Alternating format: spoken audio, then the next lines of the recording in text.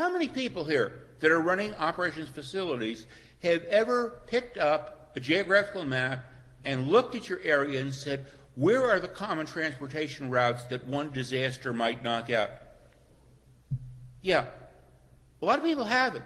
There was a fire in the Baltimore Tunnel a couple of years ago. It took out huge amounts of capacity because, especially as you get more into suburban areas, there may just be one physical path, and the only way you're going to be able to work around it is possibly satellite.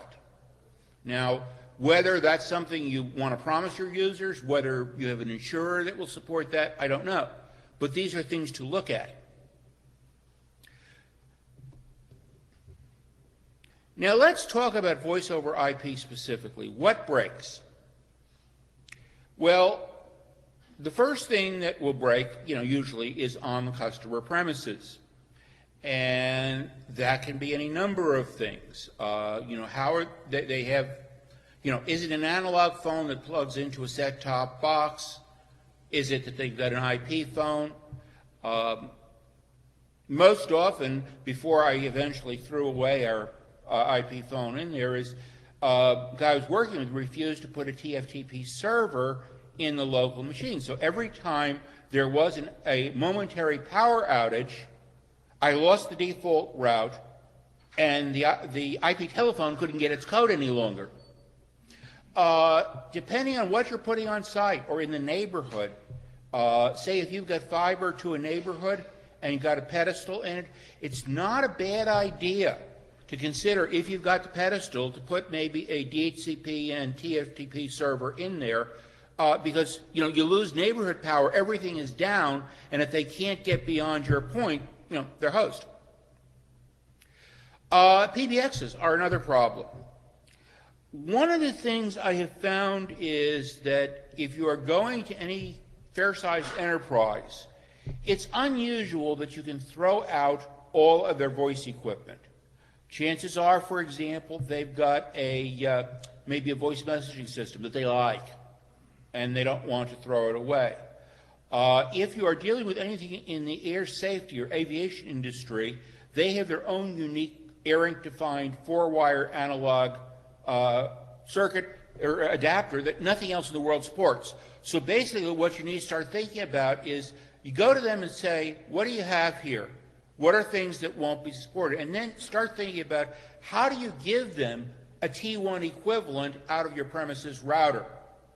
And that usually will be adequate, is tell them that's a T1 and they can live with that. But if you try to make some things like a large Meridian, message switch or a conferencing bridge they've spent a lot of money on, they're just not willing to do that. The next thing that happens is, how do you firewall voice over IP? And that depends. There are two ways of peering voice over IP. One is that you just do ordinary BGP peering and you let the voice sessions keep up with each other. If, however, you want stateful failover that you might normally do in a NAT or a firewall, that won't happen. You tend to need a session border controller function, which is basically a stateful firewall. It can have more security in it, but that's basically what it does. And it understands SIP and essentially can act as a SIP proxy. There turn out to be a lot of reasons when you have a soft switch in there that are other common elements that you contract out for. Now, traditionally, your regular telco facilities had the SS7 network, and they got their directory assistance over that. They got their local number portability, their 800 lookup, their 911, all came in there. The chances are, whether you're an enterprise with a call manager and don't need local number portability, but you need something, or if you're bringing in a soft switch, you don't have SS7 connectivity most of the time to that. Instead, what you need is a third-party SIP vendor. Tends to be the way you do it. So even if you have no customers that have their own voice over IP, you still may need to have one or two session border gateways in your operations center so you can continue having the necessary operations support thing, billing. Again, people often outtake their soft switch and they run their billing to a third-party provider. local number portability, 800 lookup, all these things. There are now service bureaus that do these probably cheaper than you can do yourself if you're not a very large facility. But again, think about the failover mechanisms. Now, how does your upstream talk to you? And I'm talking about now in a telco sense. One system I dealt with recently was kind of interesting. They are a company that actually owns a very large amount of the fiber in the Southwest. And they have a couple of small telcos that they provide on it, but they've got thousands of miles of now OC192 fiber, and they sell bandwidth. And I said, okay, well, how do you communicate? They are not going to go, though, with anything like local SIP, local voice over IP. They bring it to channel banks, and only then they put it onto a SONET ring, and then they, just as a stub, and feed that to the OC192 network. The way they actually connect upstream is they have a central office switch that does nothing but talk to their inter-exchange carriers. And at that point, you can talk to that switch, expects GR303, which is the ex-Bell Core specification for TDM to your environment. So when the people start bringing that up, it's probably a typical SONET or ATM interface. But again, what they often have to talk to their upstreams is regular telco equipment. It may be a small switch, but it's a telco switch, and it doesn't know about IP. It doesn't know how to spell it. So what, again, you wind up doing is you may give it some DS1s or DS3s, and it understands that, and the soft switch can produce it out of its media gateway. One of the critical things that goes on, okay, well, that is light blue on light blue, is that if you look at the architecture of most soft switches today, they are split into two basic functions. There is the call agent that does the call agent actual call processing, find the trunk, so on. And then you have a bunch of media gateways. And the media gateways, depending, maybe actually have phones that plug into them. It may be T1s. The whole idea of a media gateway is it's programmable, and it's got different interface cards. You can have regular TDM plugging into that. You could have Ethernets going into them, so on. But that's essentially your NICs, for want of a better term. And they have to go to someplace intelligent to find out how to route a call. And that's the call agent part. What happens is that, anyone remember going back to when we had nice, fast 9600 BPS lines, and you were bridging, and you had route wars, that the route in two different places, because of timing reasons, would decide, hi, I'm the root of the spanning tree, and the other would say, no, I'm the root, and they'd sit there fighting each other. That's exactly what happens now in soft switches, is that they typically have redundant call agent boards in a single enclosure. But what, in general, if you try to, you'd say, okay, I've got two main central offices, so I'll put one call agent board in each one. This is often not a good idea, unless, for example, the last time we did this and everyone involved was comfortable that it would work, is we had 2 mile apart OC192 facilities between the two locations. And they had actually had failover strands on them. One of the big mysteries not given out of soft switches is if they have multiple call agents and the call agents get out of sync, you have the whole system thrashing for control. The way several vendors do it is they run essentially VRP between them. And this gets interesting as well, because typically if you have two different sites and two different in town, you probably route between them. But routing doesn't work if it's going to be the same subnet. So you often have to have layer 1 or layer 2 connectivity between your central offices. Otherwise, you know, if they've got built into the soft switch VRP to figure out which call agent is active. Or even if you read out and call agent boards in 2 separate machines, you'll typically have one set of VRP in each room, and then one that goes between the data centers. And one of the hardest things that turns out in these cases is to get below layer 3 connectivity, because your TDM isn't the way to do it. you often need to run facilities, or you may wind up saying, no, I will accept the risk of losing one facility and one call agent, because the probability of the voice over IP network going completely crazy because it's got unsynchronized call agents is probably higher than losing one of your central offices. So think long and hard of how your central offices are interconnected, and unless you have absolutely bulletproof lines between them, essentially set them up as master-slave, put dual call agents in the soft switch in one of them, but don't try to spread them across the two facilities, unless you control the physical facilities in between. It's just not something you can trust to let out. Video is another problem. First, how does the video come into your facility? Satellite feed? Maybe. A lot of places that'll be the case. Could it come down to you digitized? Yeah. But remember that if you've got HDTV or so on, you've got multi-gigabit rates coming down. If there's fiber coming into you, fine. But if not, one of the things you have to do is go out there and start saying, okay, am I getting this on a satellite? What can break with the satellite? Do I know if there's a wind and it gets out of alignment? Can I put it back? Sometimes yes, sometimes no, depends on the size. One of the specific problems we ran into Iraq was that it now is allowed, at least in all the bases I know, there's only one contractor that's allowed to put in VSAT dishes.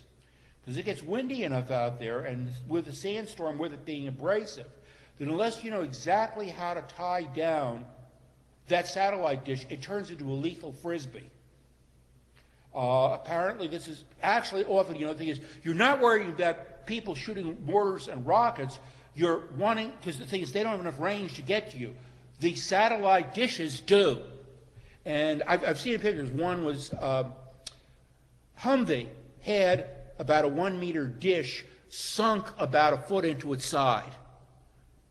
And I could picture out on the Great Plains and so on, you getting winds like that. So if you've got a small dish, be very sure you have someone that knows how to install it, that it's fail-safe, or that it's, the equivalent, you've got it on a chain. Because a high wind, or tornado certainly, can launch the things, and since they're somewhat aerodynamic, they start floating.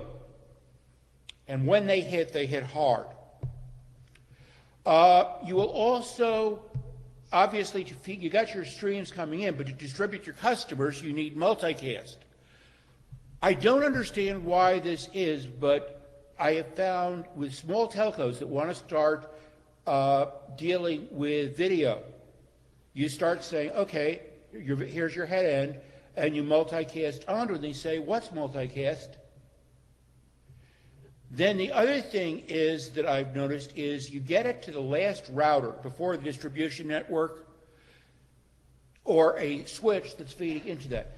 Now, typically they've had someone go in and let's say it's a diverse area, so they set up PIM or whatever the multicast routing is.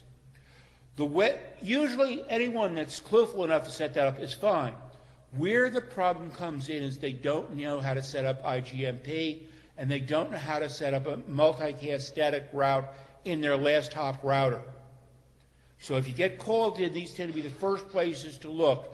Last 3-4 times that there was supposed to be a video turn up and we get called and nothing worked, we telneted into the router and you said, excuse me, here's the head end, this is where your multicast is coming in.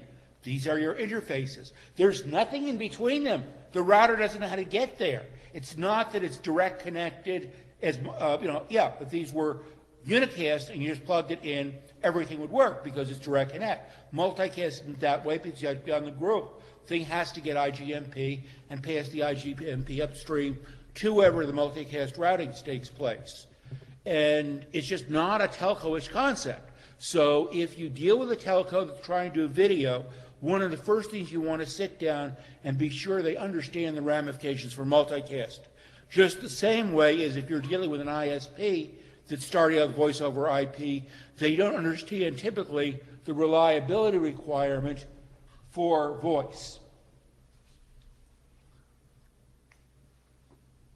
Another question is, If you have video on demand, is that something that's an upstream provider? So you have to have some sort of upstream communications path so they can know, okay, you've just joined this multicast group, or do you have to have servers on site? Well, if you have servers on site, remember, if you've got a few hundred channels you might want to listen to, and a couple of hours, that is a big disk.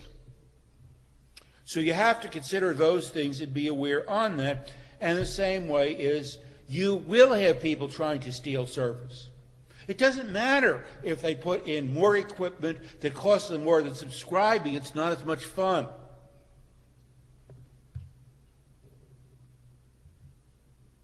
Now, one of the questions is, how do you know about a disaster? Well, if it's a security flap, if you're on NSPSec, you will get early warning. But actually, we're around here. This is the whole idea of your peering contacts, so on.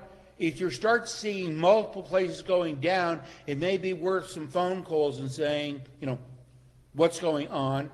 And I don't care what your boss thinks of having a TV set or two in the NOC.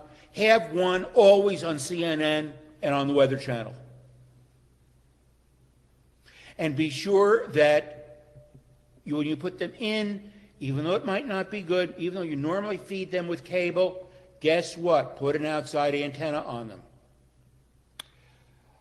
Emergency services may call you. Now, one of the things that you can have happening is it may be that ranging anywhere from a threatened dam to a fire that's getting out of control. One of the things may very well be, especially if you've got a reasonably hard knock, it's a good idea to talk to your fire and EMS people ahead of time to see if you can be of mutual assistance to each other.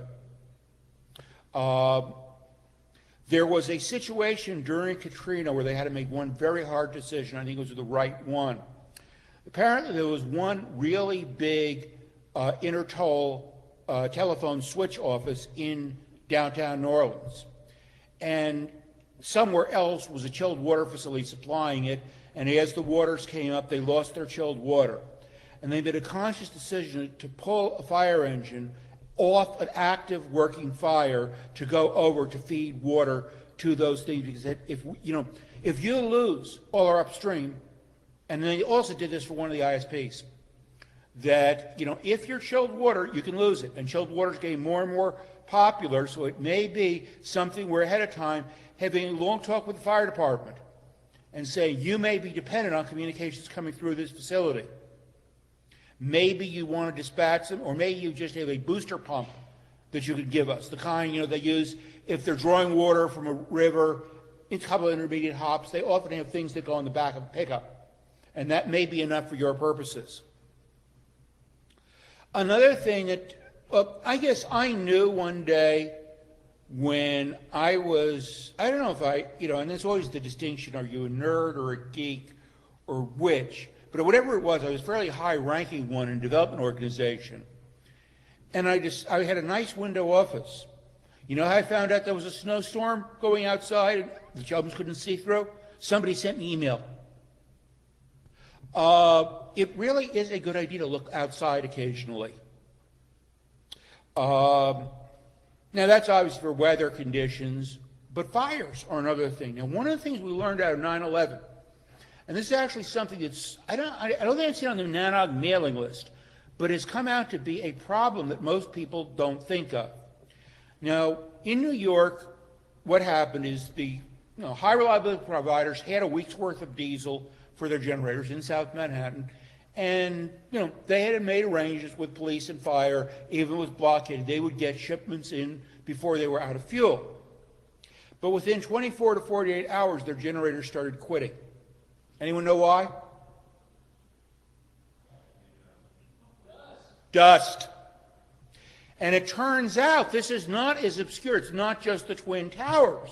Because then we're in some conversation, said, gee, that happened to us in the Northwest when we had Mount St. Helens.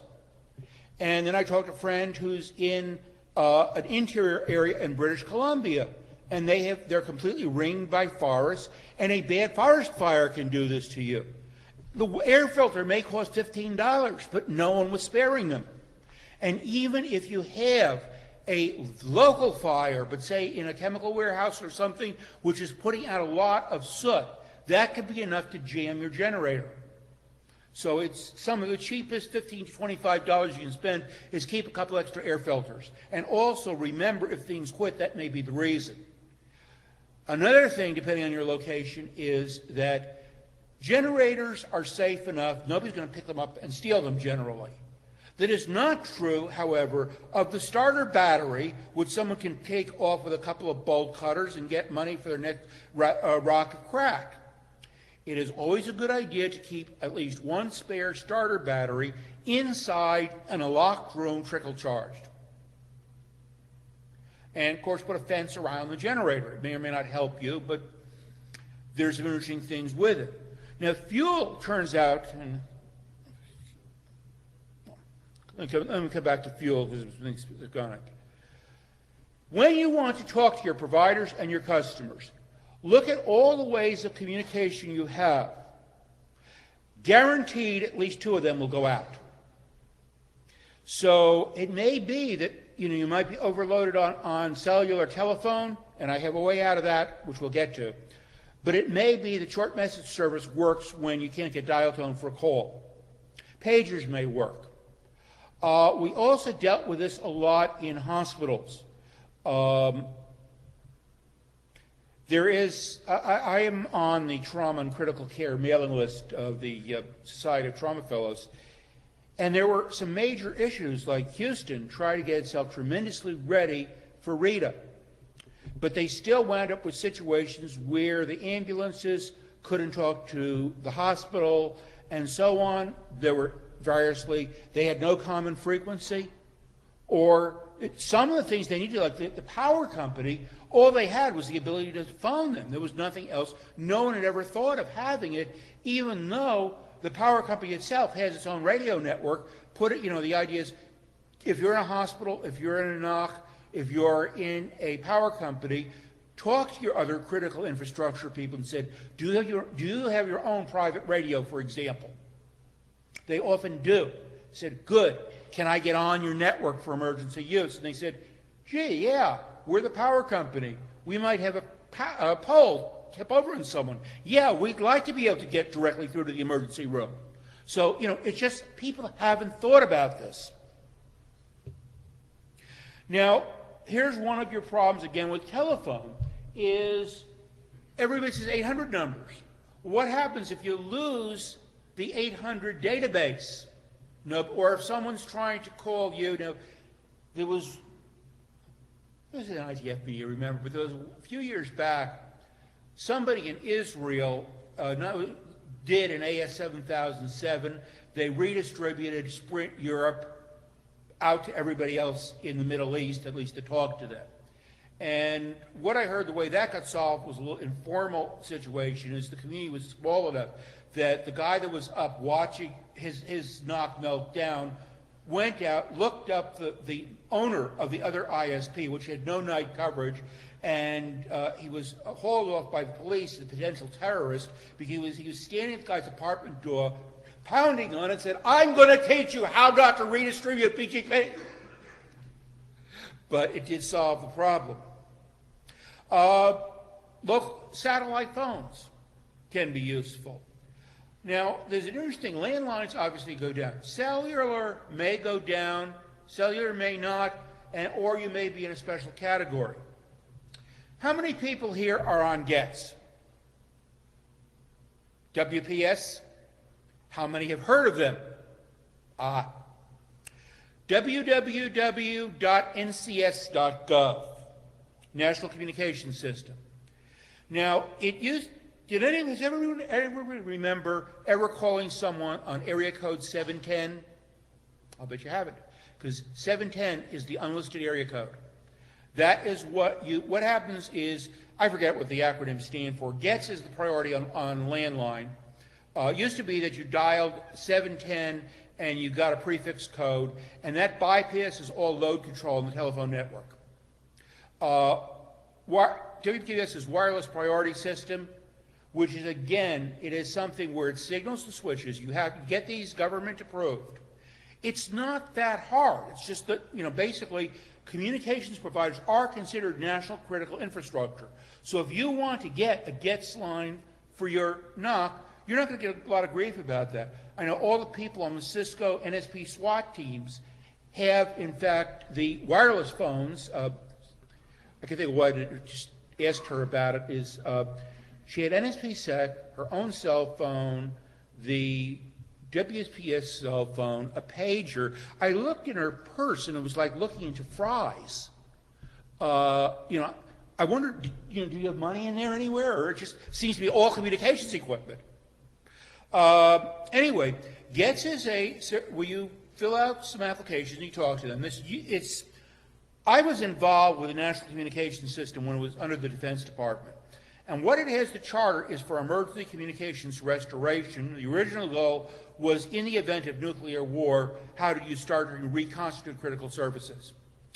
It's now in Homeland Security, which meant, at least during Katrina and Rena, while they tried to do things, the FCC, being independent of Homeland Security, wound up doing the emergency priority management because the NCS people weren't allowed into the operations center. It was a problem. But anyway, with GETS now, what it is, there is apparent, I understand there are actually both 800 and non-800 numbers.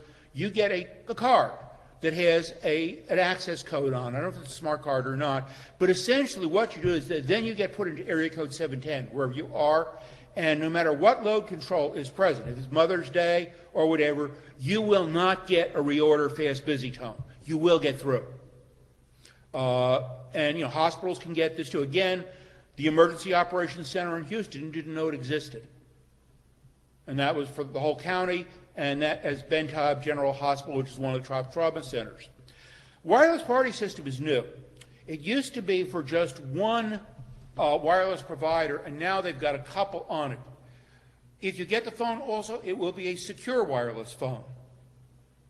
The way that they do it is, one, it has regular priority attention that apparently the cell protocols know about, is don't block this call if other stuff is coming through.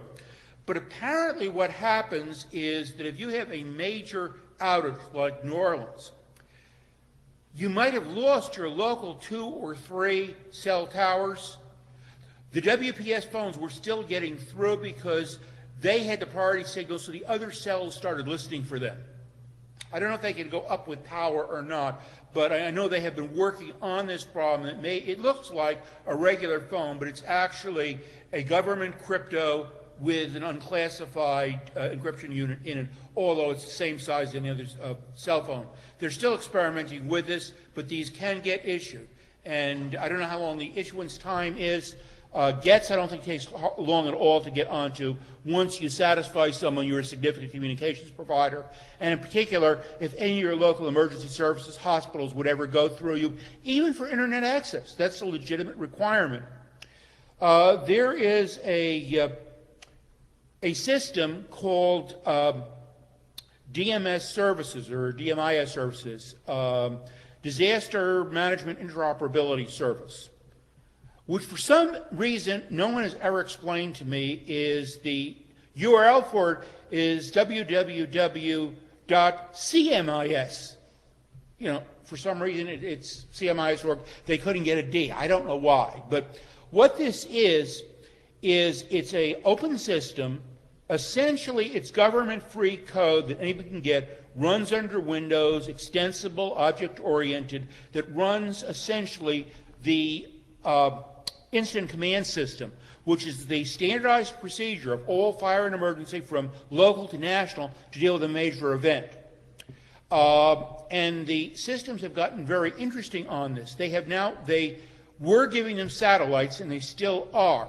Because what you can do on now the DMIS systems, they did it up, for example, on the dirty bomb test at Boeing Field at Seattle. There was a trial of it. To give you an idea what this thing can do, and again, if your local people haven't heard of DMIS, you may want to go talk to your emergency operations system. Because what will happen is they started out and said, okay, here are a couple of laptops, and they're projecting it, yeah. And they put up the area of supposedly the immediate contamination with a street map and said this is where the radiation source.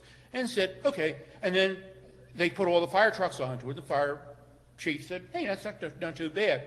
And they said, okay, what are you going to do next, guys? And said, what do you mean? He said, you've got a radioactive cloud. What are you going to do with it? And then they started hitting some more keys.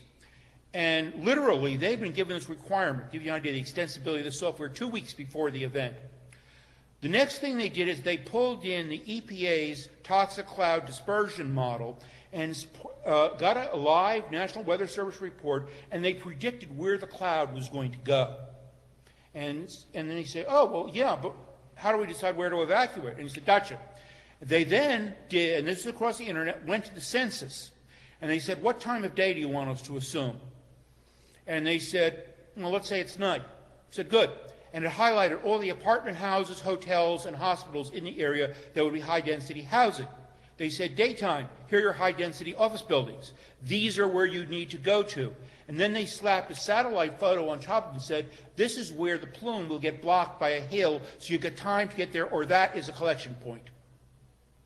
They went beyond that then and said they have essentially the equivalent of eBay on there, except for emergency services. It started out and said, you know, I'm a fire department, I need more air tanks or a compressor. They now have a system on it where we'll go out on the internet, essentially people, much like on eBay, bid is say, hey, I've got an extra compressor truck and 100 Scott air packs. You need them? And you then look and say, who's closest to you? And get it. So these are some of the things is now, if your local fire department doesn't know that exists, and you're willing to get them connected to that, you think you're going to have a problem maybe getting an emergency generator or a water pump from them? One hand washes the other in this stuff. But again, I very rarely, I'm trying to think if it was a Cisco or Nano presentation. For those of you in Cisco, or you know, one contact for GETS and WPS is Wendy Garvin. Or I think if you just call up the NCS people, they'll start you on the process. You know, it's just mostly it's not a big deal because no one's ever heard of them.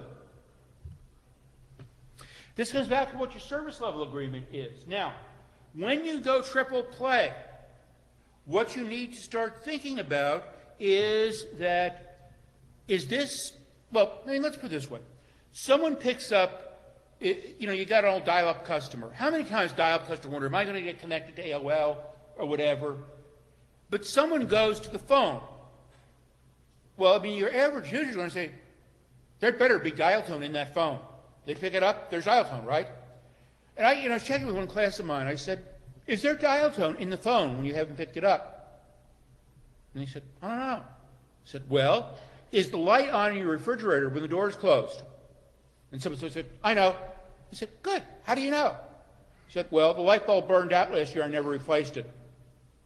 But the reality is dial tone is saying, hi, I'm the phone network. I recognize you.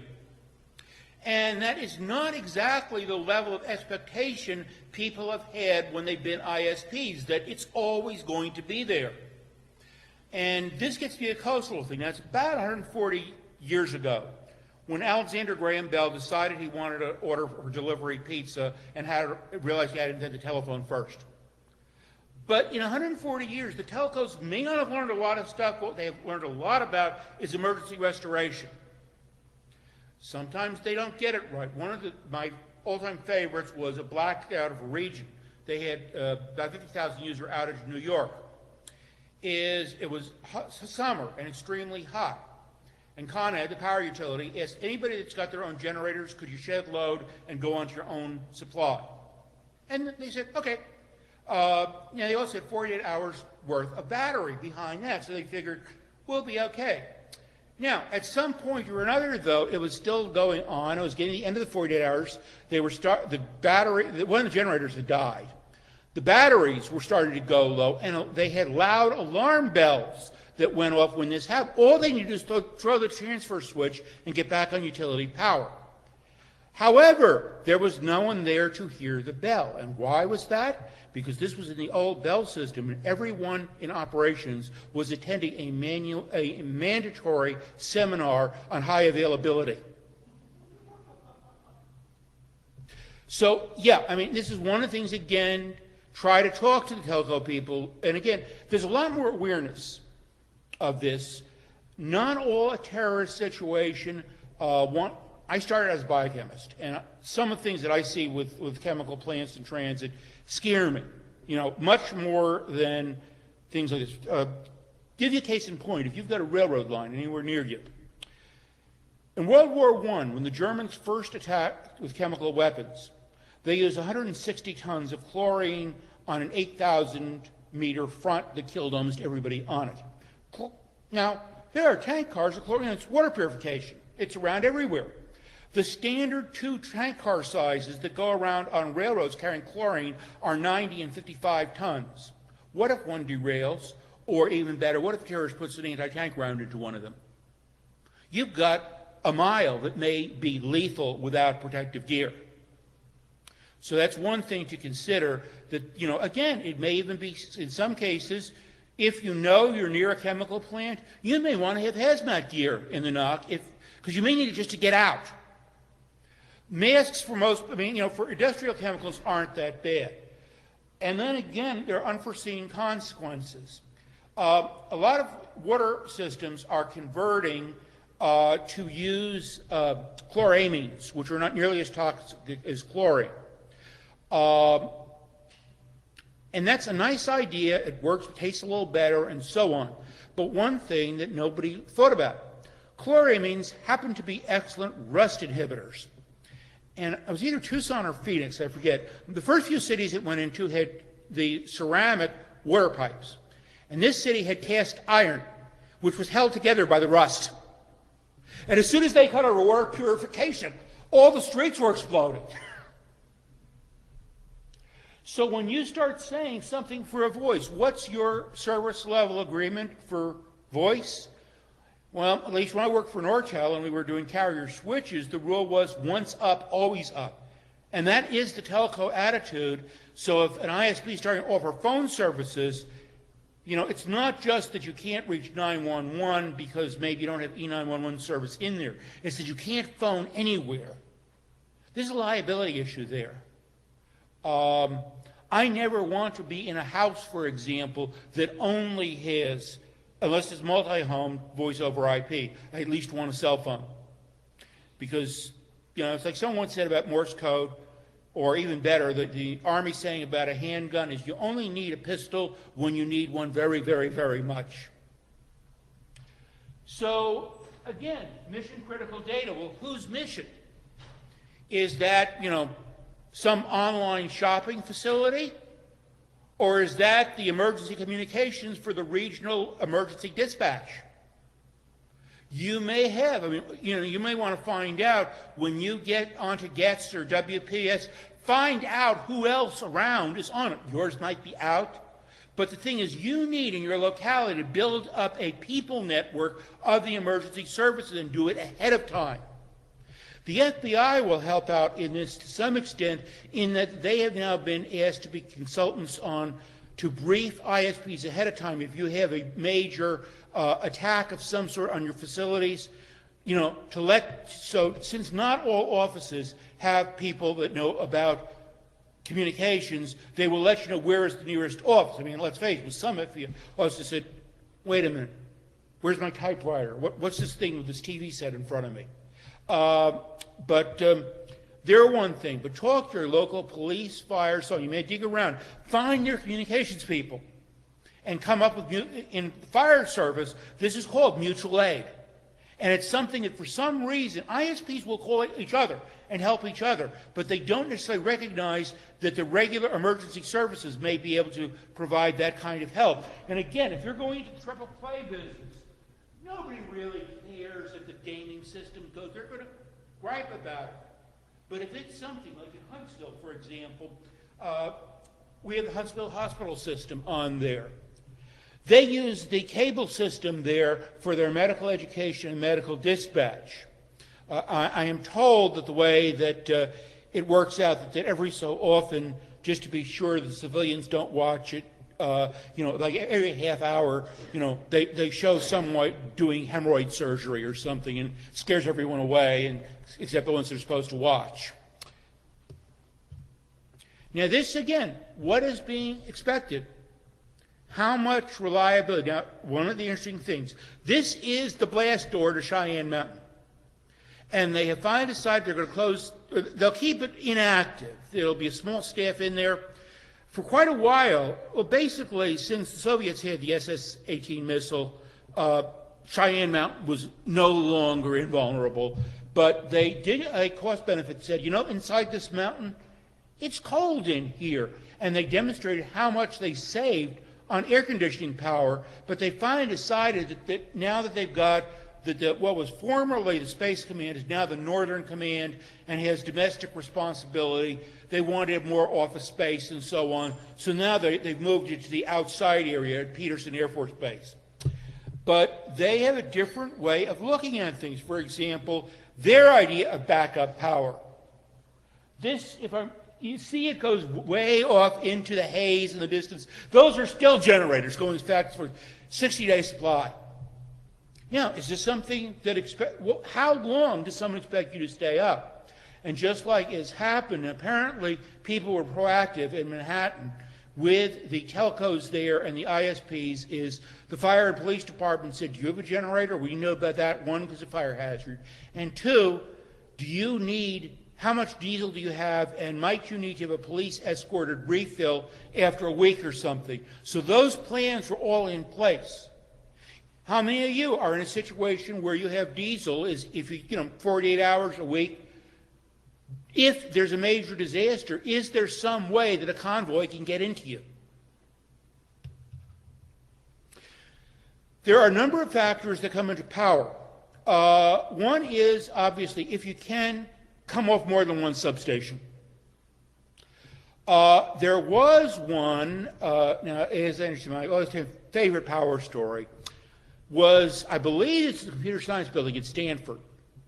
And a lot of places use it as a pop. And it comes, it's own diesels, and it has 2 substation feeds. It was about as good as you can get. But then about 3 in the morning once, there was suddenly this great big bang, flash, lights went out, and people went running out to the smoke.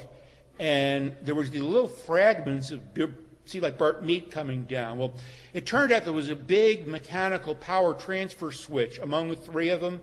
And a pair of rats set up housekeeping inside and started doing rats thing when they want lots of little rats, and shall we say there was a dead short. And it took out about 3 feet of buzz bar. Not wire, rigid copper. You know how you're going to get that fixed at 3 o'clock in the morning? And Sun started complaining because it turned out, they said, we're disconnected from the internet. Well, it turned out Sun was single home to that site on the theory. Well, they've got so much backup, they'll never be down. Anyway, diesel fuel has got a shelf life. There's several factors, most of which is it tends to collect water in the bottom. So you need to keep turning it over. It's also, from I'm not a mechanical person, but people told me about generator motors that you really should run them about once a week for 10 minutes. Be sure the bearings are all fine and the starting battery's okay. And you'll use up some fuel, and you just simply want more fuel deliveries every so often. So you might as well use it up because I think at best it'll last 2 to 3 years. Now, we're talking about batteries and air filters and fencing it. Here's an interesting question. And again, this is something that happened to Katrina, and at least one place actually had thought about this. One of the hospitals had its generators on a mid-level of its parking garage.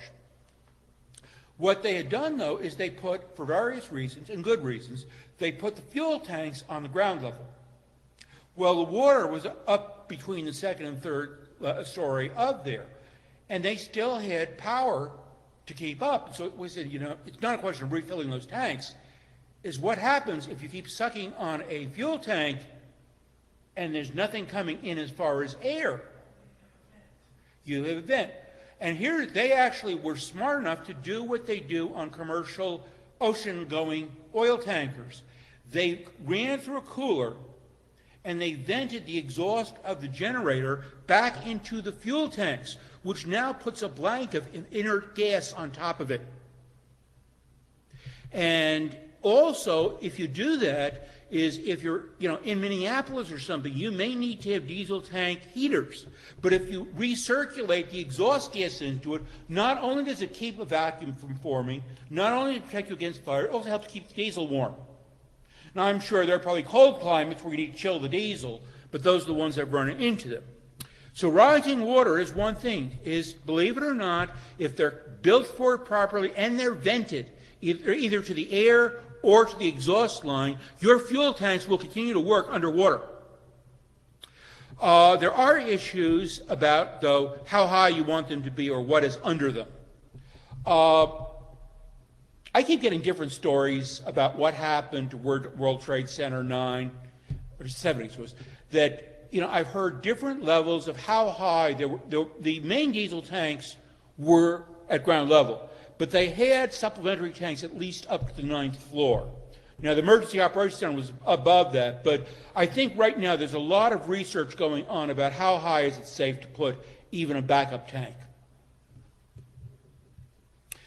Also, you have problems like this with your uninterruptible power systems if they have a liquid electrolyte.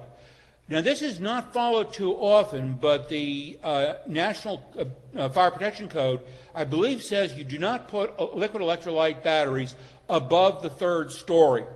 Otherwise, you get too much danger of acid electrolyte pouring down on the rescue force. So here you may have some things. You may need, if you really want it to keep going, you may want to think of something other than a liquid electrolyte.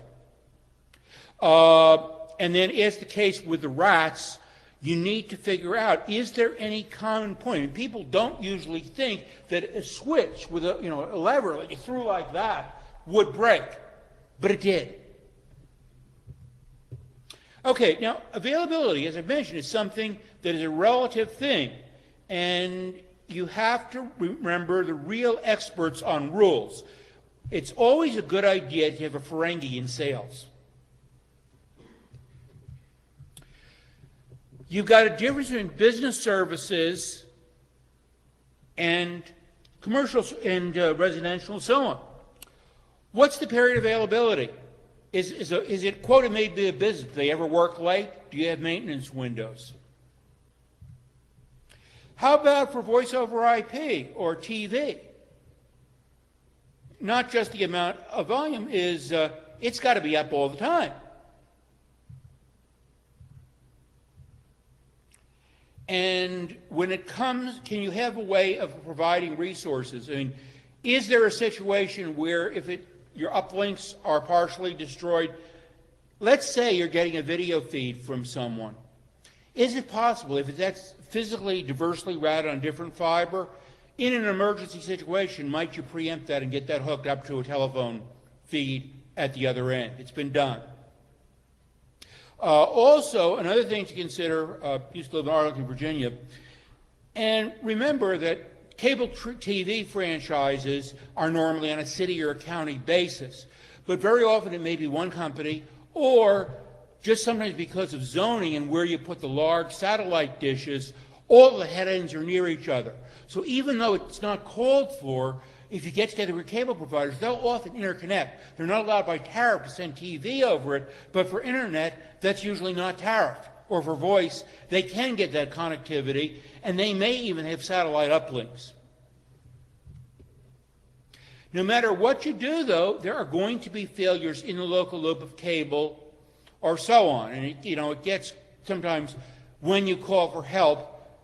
I think the thing that's most annoyed me about outages on cable is when they've got you on hold for 30 minutes or so.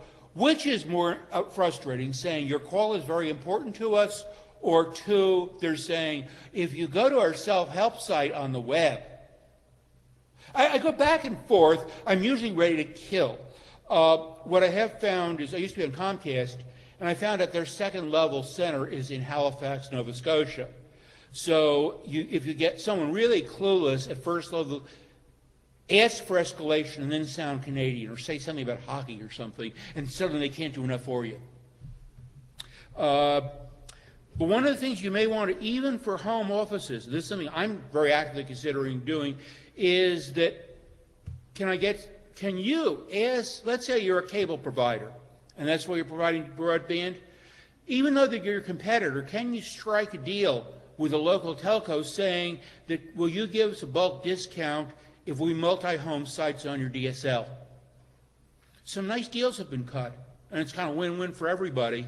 I mean, yeah, cable's going to be faster, but the thing is, they are physically diverse media, other than, yeah, maybe coming out of the building. But once you get out into the street, they're going to be quite diverse, you hope.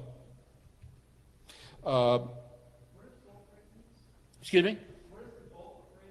That is that, again, maybe not a giant phone company, but if you're going and let's say you are providing cable broadband, you go to your local business office of your telco that's providing DSL and say, if we guarantee to buy so much bandwidth as backup from you, will you give us a cut rate on that? And they say, well, wait a second, these are sites we've already lost to you, so sure, that gives us back a good deal. But the thing is that if you find the right mercenary enough people, if you're a cable carrier, you may get very good telephone service rates and vice versa, and the way to sell it to them is convincing them that they otherwise would have lost any revenue out of it.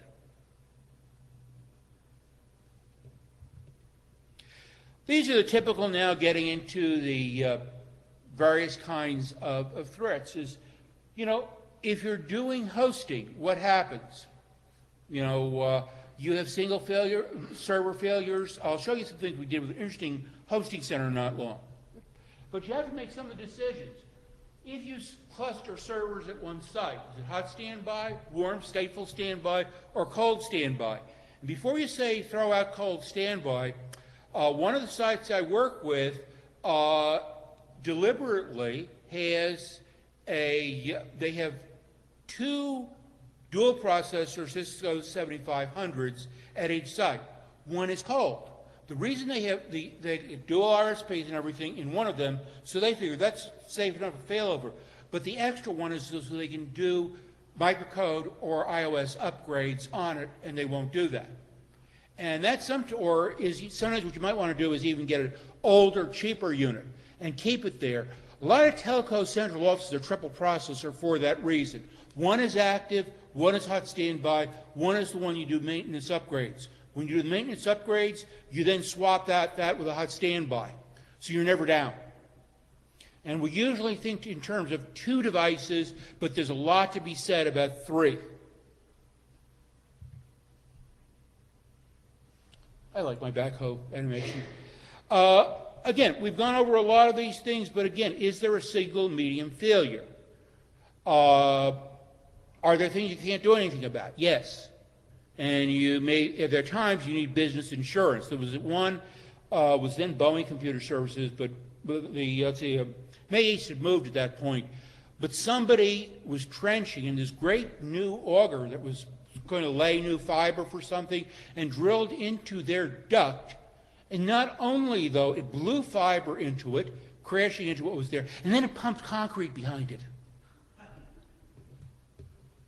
Now, I think a lot of us tend to forget about sub-IP technologies and how they can be useful. There is still a role for layer 2.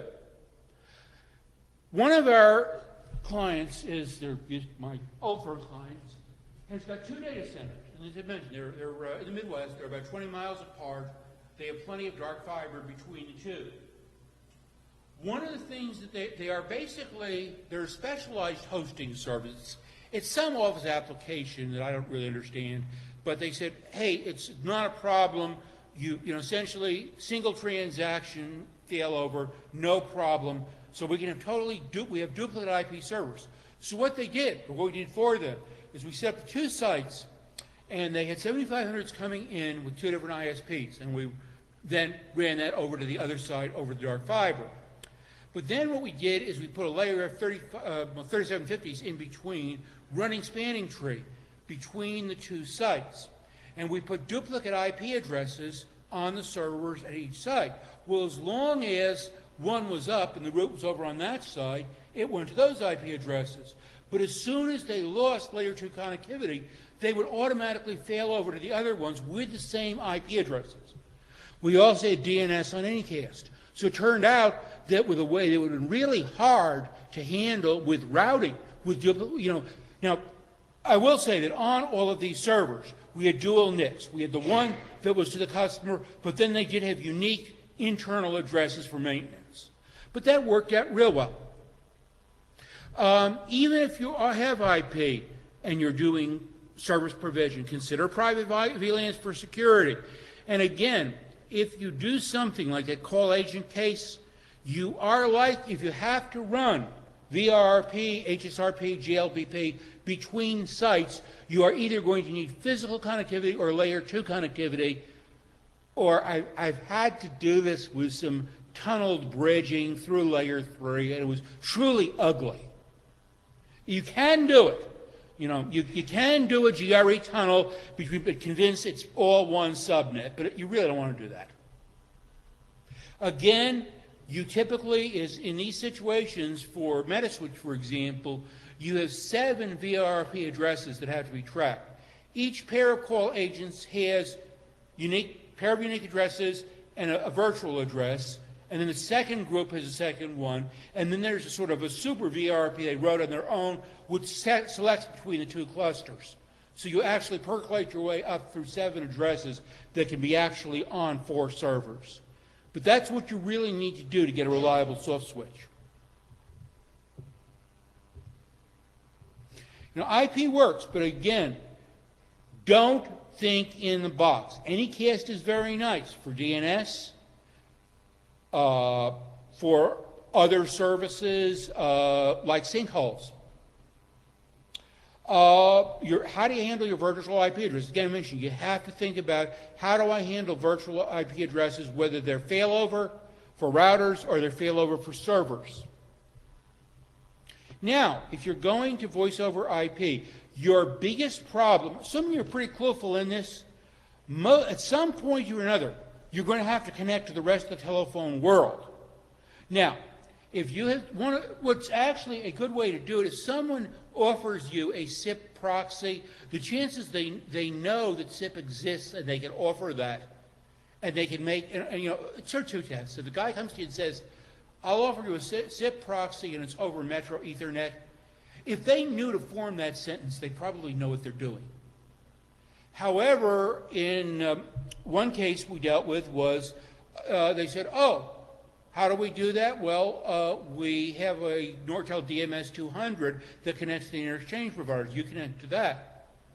And he said, well, yeah, but how do we connect to it? It's just got T1s. And he said, yeah, and T3s too. So what we did is we wound up with a situation where you had analog phones, went into a local loop, that then went into a T1 channel bank, or a couple of them, and then it went to an OC192 mesh, came off the OC192 mesh at gig E or at T1 again, and fed back into the upstream switch. Now, why were we putting in, DWDM OC192 in order to run T1s over it? I never did figure that out. And they said, well, it's going to be for the wireless. And I said, what wireless? I said, oh, the wireless, we're going to get into that business. Okay. Anyway, some ways out of this problem. If someone is looking and your upstream is saying, we want GR303, you say, okay, how do you want it? And they said, well, ATM would be good, or SONET, which is what's in the GR303 spec. And you say, you look at your equipment, you've just thrown out maybe some older routers that had SONET interfaces, and you've now got nice Metro Ethernet, gig Ethernet, 10 gig. You got nothing to do with that. Well, this is where the private wire emulation service comes in, which is an MPLS extension, and essentially it can make, Cisco has got it kind of in a proprietary implementation. Juniper and a couple others now have both. This also it's been called Dry Martini or Gibson. But these are various ways where through an MPLS network, you could come off it looking like a T1, SONET, ATM, so on. And I forgot the exact, Cisco may have it now, but it really doesn't matter. You don't have to interoperate with anyone, because if you go to Cisco and a Cisco, and you've got MPLS inside. This is what gives you your upstream ATM interface, and you've previously thrown away your ATM switch. So PWE3 it stands for private wire emulation edge to edge. Well, to me, that should be PWE ETE, or I don't know how they get the 3 in there, but that's the way it works.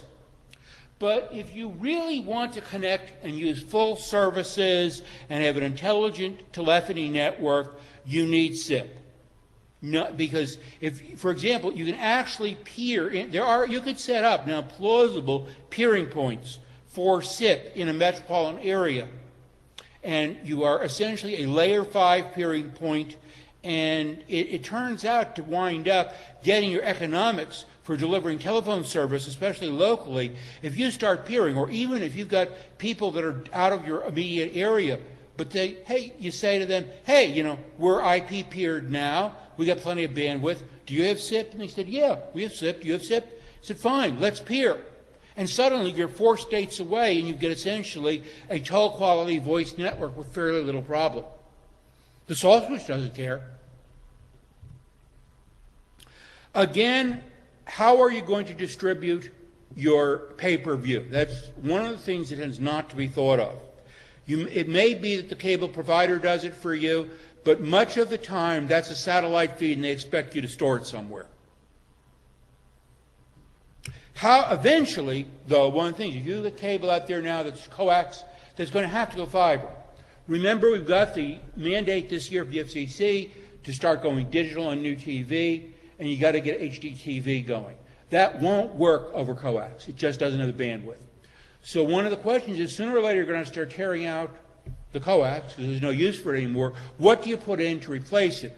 Fiber to the curb, to the to the household, to the building. There's a whole business here, fiber to the building. If you go into, say, office buildings and hotels, you come in there at 10 gig and said, hi, anybody want 100 meg, utility connection? No big deal.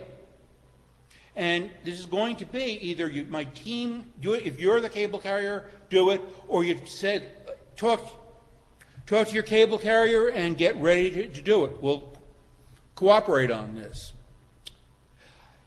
I want to run through just quickly a couple things to bear in mind. Now, you didn't answer my question about used car salesmen. What's the most important machine in the hospital? Is there no one any longer that listens to Monty Python? The machine that goes ping, yes, the one that tells you the baby is alive. I see we need remedial Monty Python here, but the significant thing is that's a very real question to ask yourself every time. How do I ping? Now, how many of these things will let pings go through them? Even if the router interfaces, if you're trying to ping one, are going to return ICMP echo reply. It is a very frequent thing if you're doing dynamic assignment, if you're doing DHCP and you're a broadband provider, and somebody calls up, what's his current IP address? How do you know? Another thing to look for that I've run into several cases recently is look very closely, you may have talked to the vendor, about your high-end routers. It may be that can you update the backup blades? It may turn out that there's an internal bus. It's said to be one backplane, but there are really multiple backplanes, and you will be intrusive if you pull the processor. Or there may be something where for your interface cards, if you want to be physically redundant, you need them in different rows on the same machine. Again, talk to your vendor and find out. For when they talk about single point of failure, they usually mean processor or memory. But it may be that there are active components in the backplane that can die. And usually, if you configure around them fine, you have to know where they are.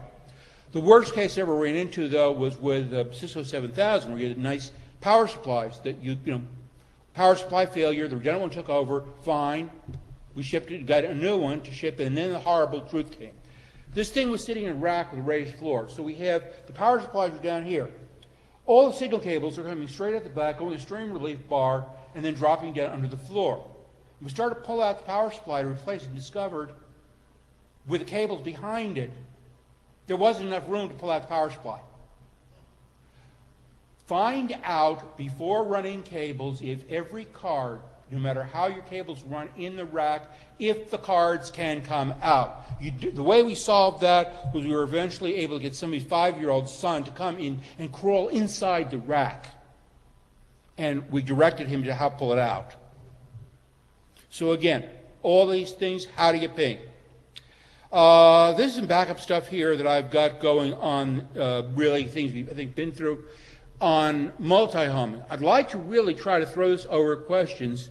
And also is what are the weirdest things you've had happen to you operationally, because they will happen to someone else sooner or later. My offering comes, it was happened to be at SAS Institute, which is one of the best organized, modern data center, you know, the whole big software operation. At the time, they had video around everything else, and they had a local phone network. One of the things that SAS had done is they built this huge video production building to do their training tapes. And after a while, they learned that this was the largest, at the time, video production facility in the Carolinas. So they started running out of time. And people would come in and do ads on it. Well, one, they just got a car company, said, we want to do our new car ads for it. And it's sure, sign you up for a day in this facility. What happened with them on that day is what they had not told. They said, we're going to bring in these cars. Yeah, we got a way to get it in there. We got these cast members. Yeah, no problem. What they did not tell them was that one of the cast was a live tiger. Well, somewhere in the taping, the tiger decided he was getting bored and he wanted to take a nap. And as a cat, he wanted a nice warm place to take a nap, and someone decided that the video control board would be a great place to do that. So he went in, and luckily the operator wasn't in there at the time, and no one was going to go in. And he stretched out on the control panel. Everything stopped for 10 or 15 minutes, and then the tiger woke up again. And he decided it was a nice place. And he did, being a cat, the way little boy cats mark places they have liked and want to come back to. They now had a very wet control panel. I'm told it took them 3 months to deodorize the studio. Okay, what's your equivalent?